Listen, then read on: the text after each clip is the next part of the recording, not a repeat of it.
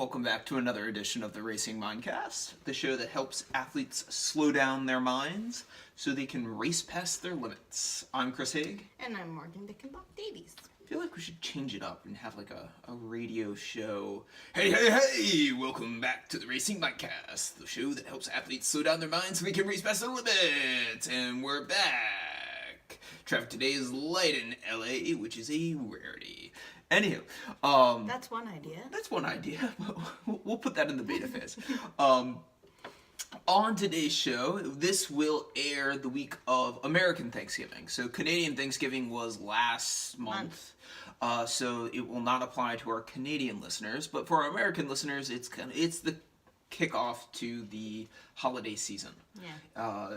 So people, you're going away for the holidays, you're traveling for family, you are out of your routine, you're off work, you're dealing with kids off school, and then confronting relatives you might rather avoid, and most likely have some alcohol involved. Oh, great.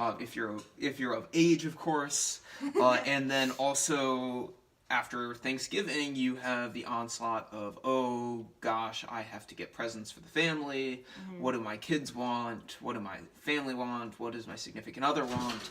Oh, I'm sorry, that's our dog Ethan's in the background, so he's clippity-clopping all over the place, so please excuse the little booger.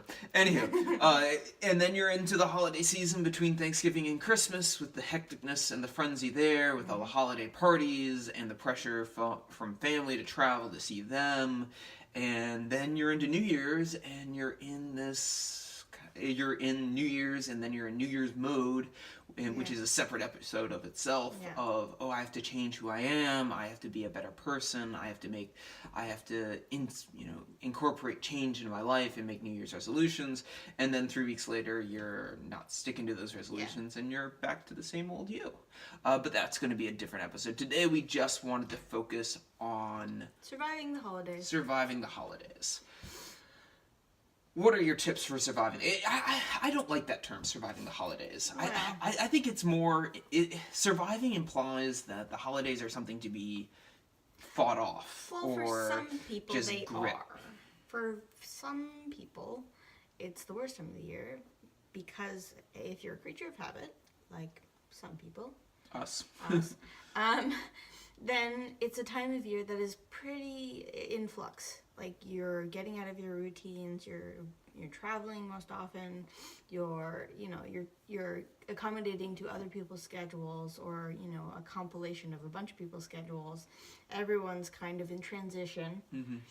And if you have something like training that grounds you, it can be quite stressful to try and figure out how to shoehorn that in around other people, around people that affect you emotionally, and it's hard to kind of keep that center point when you throw all of that into the mix. Mm-hmm. And so I think it is good to kind of come into this season with a kind of a list of, okay, how do I maintain the things that keep me grounded so that I don't fly off the rails? So we're traveling. We're going on a week-long vacation to New Hampshire and Maine in the beginning of December. What are some strategies that we're going to do to stay grounded? Okay, I would suggest definitely making sure that we get in, our time, our personal time, be that, to train, to meditate, to, just hang out with each other without other people, just so that we get that, that moment in the day that allows us to slow down, or to get that hit of endorphins, or to remind us that this is not the end of the world, that everything's different.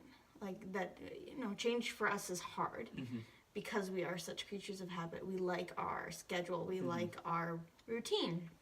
So having a portable version of your routine to some extent, I think would help us I'm trying to avoid the word survive. Just keeps us sane.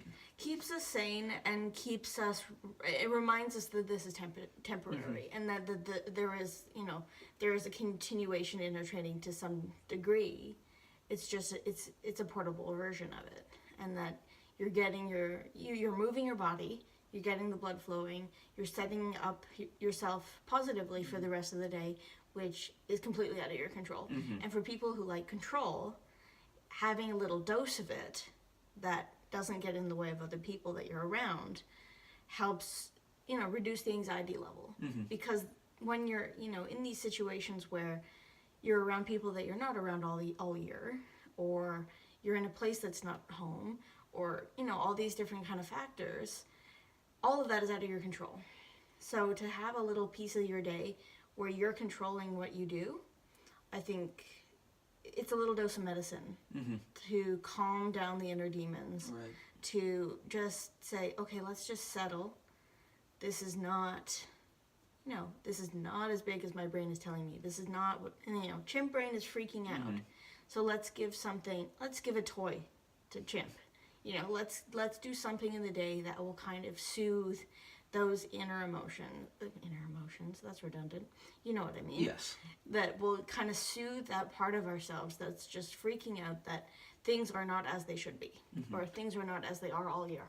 And I think I completely agree with that. And for introverts like you and me, who we have a limited amount of energy, It takes and a lot it out of takes dealing with other people and being out of our routine drains that energy more quickly. So I think setting aside time each day to tell our family, the people we're traveling with, that this needs to be our time. Let's get in our time before things get out of our control. And then that will soothe us for the rest of the day. Yeah, exactly. Introvert time. And I'm going to take it one step further, because I do want to go back to this issue of survival and this idea of training. And your point was very much training focused, and this whole entire year I've been trying to step away from that and not make it about, see these vacations not as a break from my training routine, which is stressful, but instead of seeing, this is a break from my training schedule. This is an opportunity for me to recover from the weeks of training that I have been doing. Yeah, I'll lose a little bit of fitness, but it will come back, and it'll come back stronger.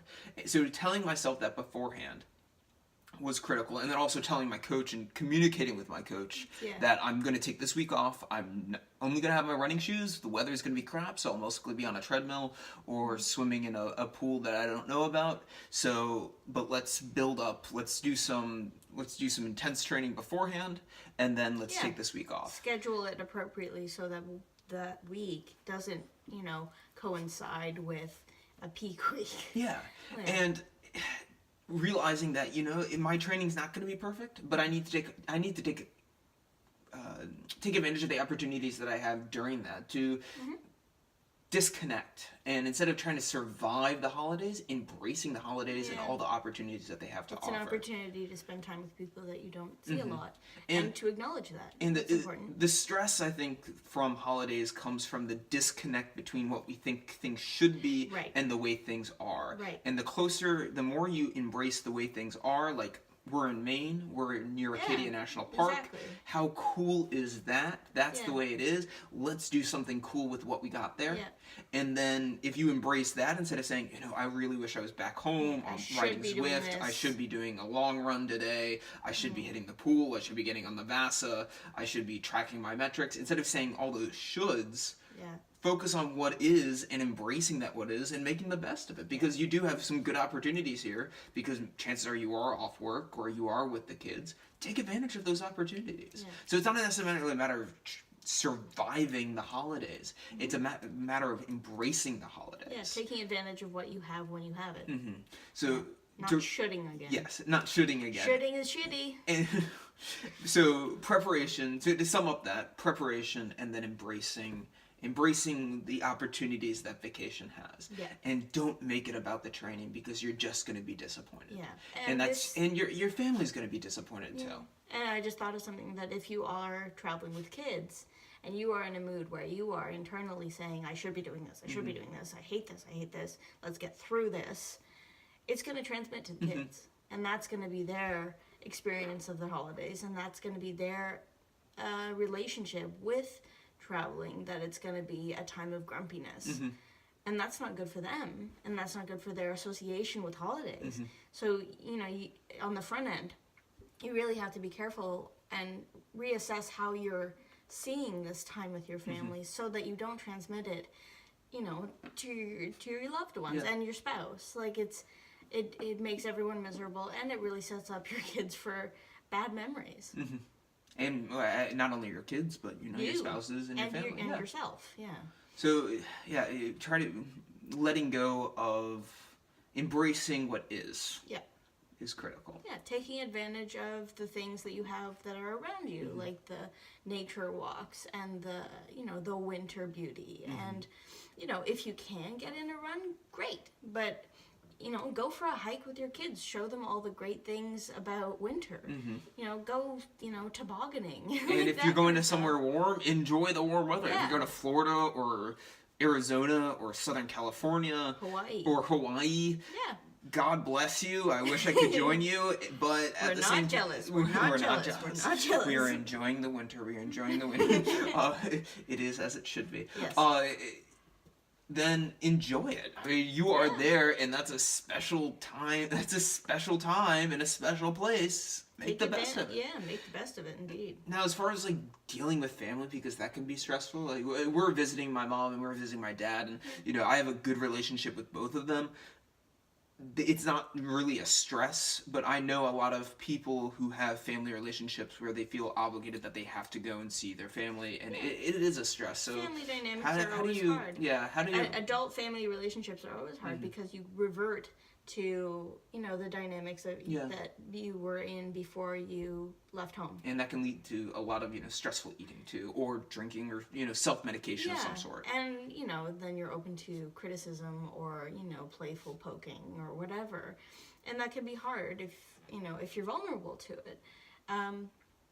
So how do you deal with that? I would suggest carving out personal space, be that if you have your own room, or going for a walk when you can, just saying, I need an hour.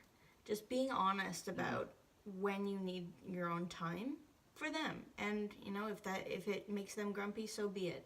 You need to take care of yourself first before you can take care of other people. You need to put your own oxygen mask on for these situations.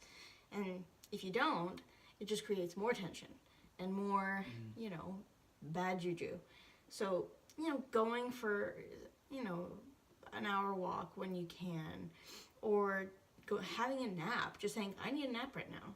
Just getting away enough that you can recharge for those situations that are less than ideal.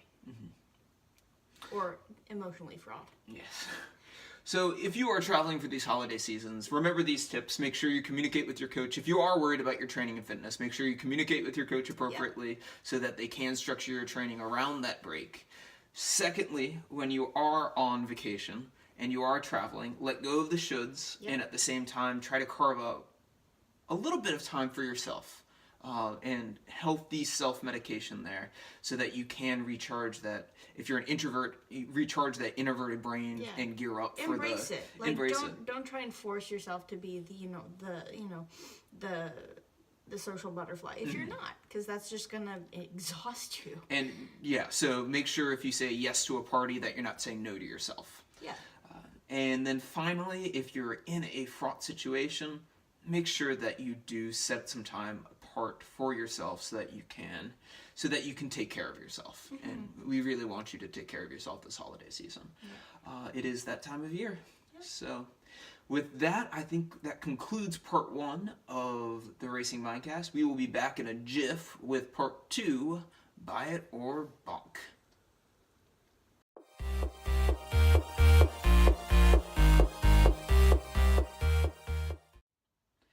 And we're back with part 2 of the Racing Mindcast, Buy It or Bonk. What do we have on tap today? We have... Okay, so a little preface. It was on sale. We have a very hard... You sound so scared. I'm intimidated by the... Hold on, let's I'll grab my piece, and this is literally, hopefully the sound quality, you don't need a microphone for this. Yeah, it doesn't bend. So anyway, having said that, this is the Best Protein Bar, BPI. It smells like a protein bar. And the flavor is salted caramel pretzel. Soft and delicious. Soft. This is definitely not. So we do not recommend buying. First off, let's preface this with we don't recommend buying things out of On date. sale to On review. sale to review. Now that I have. And we actually just shot a special footage video of this warmed up. Yeah. So this is it cold. You have to check out the video to get my thoughts on it warmed up. But let's dive on in. I'm expecting to chew a lot, so this might take some time. Maybe a little bite. Okay. Maybe a little bite. That looked like a big bite. But okay, so macro-wise, while he's chewing, we have... Get a good picture of the pretzel pieces in there. Yeah, they're pretty big. 65-gram bar, 230 calories, 7 grams of fat, 29 carbs, 15 grams of fiber, 4 sugar, and 20 grams of protein. All right, here goes. So a standard protein bar breakdown. Whoa! Yeah, it's a little chewy. It definitely has a artificial sweetener taste. It has like a, it tastes like you dumped a stevia packet or an equal packet into your mouth. I'm getting cinnamon. Are you getting cinnamon? It's a little burnt. The caramel is a little burnt, but that on the scale of things, not so big a deal. The pretzel pieces, I find them distracting because they're powdery, and then you have this very, very dense protein bar. Yeah. But yeah, that's a big. You probably can't see that, but that's like a big piece of pretzel. Yeah, they've got good pretzels. So I will give them props for that. They messed up the texture on it, but I will give them props and points for including those giant pretzel pieces in there. But it's like getting a malt ball in the middle of a piece of fudge. Like it just crumbles and then you go back to dense. All right. Decision time. I would give that a 5. I'm going to give it a 4.5 out of 10. So definitely a bonk. Yeah. But granted, this is on sale. I don't know how it is when it's fresh out of the oven. Or whatever they do. But I'm just, like, regardless of if it was stale or not, I don't like the transition between, like, powder pretzel, dense protein bar. It just kind of messes with my oversensitive texture receptors. Whatever. Yeah. Yeah. Flavor's okay. But overall, I would say 5. Yeah. Bonk. Bonk. Emily, I'm bonk. standing with 4.5. All right, and with that, that ends part 2 of Buy It or of the Racing Podcast, Buy It or Bonk, and we will be back in a jiff with part 3, the Year of Fear.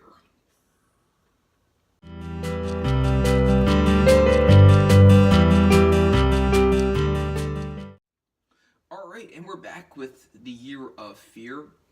So if you've been following along online, we've done some pretty cool stuff these past couple weeks. Let's just do a quick recap. Oh dear. From my fears that I've conquered in the past couple weeks are I posed nude in a local art class. That was fun. That was actually unexpected. That was a bonus fear because they contacted me saying we need a model because our model canceled. So I'm like, sure, great, I'll do it. The model who canceled was me because I was drowned. So, you know, like, it helped out. So anyway, the studio was actually above a coffee shop in downtown Kingston, and the heater had broken, and one of the panes in the window was broken as well. It sounds like a Dickens novel. The studio itself reminded me, yeah, it was straight out of Dickens. Oh, but anyway, showed up, and for them to have the class, they needed 6 people. So by the time the class started, there was only 2 people, and they were thinking about canceling, and then just this wave of people came in. But, you know, it was, they did a bunch of different poses, and they were all very professional about it, and all, you know, did their artwork, and they treated me like, just a piece of meat. A piece of meat. A piece of art, which, you know, it wasn't, you know, they weren't judgmental, which was great. That was one thing I was worried about. They weren't judgmental. They were very professional. They were artistic. So it went down well. Great. Well done. Yeah, and they want me back, so more to come. And then the other one is I redid the junk bowl. You'll have to check out the Instagram pics on that one because that was, I've stepped up my game. That's going to be another repeat one. I'm going to continue to do those until I'm finally at the stage where I'm able to have a junk bowl without having exercised beforehand. Because I'm still in that battle Yeah, you gotta offset it. I still have to offset it, and that's a struggle for me. I think that's a big struggle But you're for aware all of of it. all of my food challenges. And when I say food challenges or my food fears, I've always had to put exercise around them, and that's something that I need to move away from. And I acknowledge because it. that is in the kind of continuum of exercise bulimia, and you gotta Right. So that's something I'm going to be working on in the future, so stay posted on that. I'm sure a lot of you can relate. If you do relate and you feel comfortable enough to email us and tell us your story, I would love to hear your stories, because that would help me along the journey, and I'm sure other people would get your benefit would benefit from it if you left it in the comments. And that's in essence kind of a 2-3 week roundup for me. What have you been doing? By comparison, mine seemed pretty small, but 2 weeks ago, I wore makeup for pretty much the first time, and it was more about doing it rather than how I looked, because I felt really out of place when I did it. Like I'm not used to seeing myself with a mask on, and I just felt like a clown. But it was more about just biting the bullet and doing it, going through the motions of doing the stuff, and it just. I don't know if I'll continue doing it. I might experiment with just adding little things and, maybe putting eyeliner on more often. But, yeah, it's not something that I'm going to be doing for a career. But, so there was that. And then last week, I contacted someone that I admired on YouTube just to say, I really like your work. And just to kind of put myself out there. And contact a complete stranger is a bit, just because I'm an introvert, I'm shy. So just to, go out there and, spill my guts and be vulnerable. I never heard back, but that's not really the point. It was more about doing it. It's not about how I can't control how it's received. I hope that it made him smile. This is the Ginger Runner, who's a podcaster and YouTuber. Definitely check out his. Yeah, and I'll put a link in the bottom. And I have links in the blog post as well. But yeah, it was more about the putting myself out there than the actual response.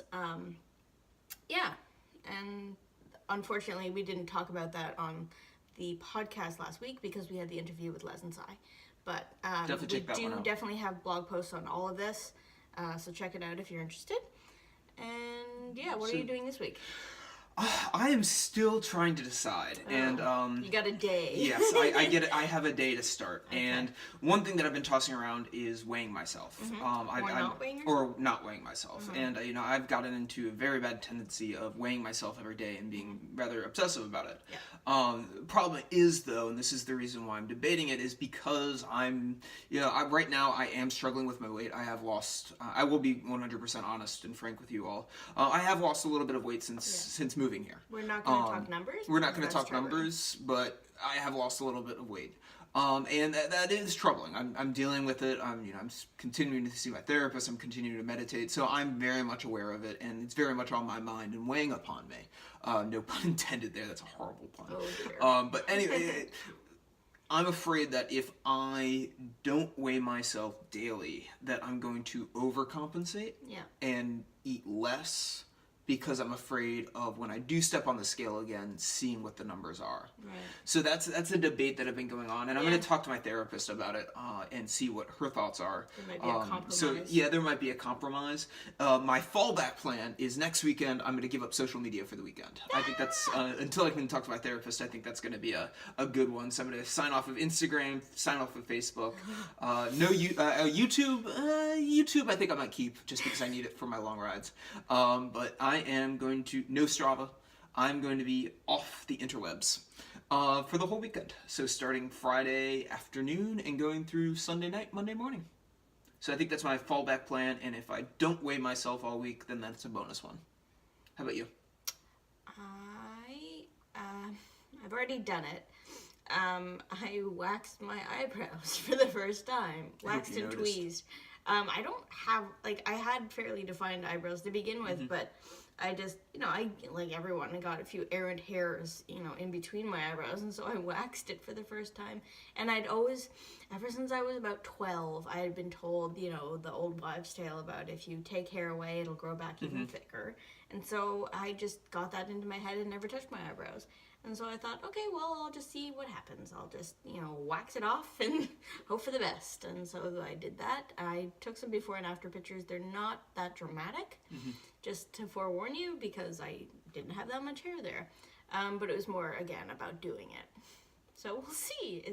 They do look nice. I do like that. Makes it sound so small, but hey, we all have different fears, and it's not so one much a person's fear is another person. This week, it's not so much about a fear, or about a long-held avoidance, and so it's just kind of biting the bullet and doing it, and seeing what happens. Awesome. With that, I think that concludes it. Make sure you check out us on BraveheartCanada.com. We have all of our older episodes up there. YouTube, make sure you like and subscribe. Check us out on Instagram too, because we've got lots of bonus content coming your way that way. And with that, especially in this holiday season, we both wanted to remind you, don't forget to breathe this week.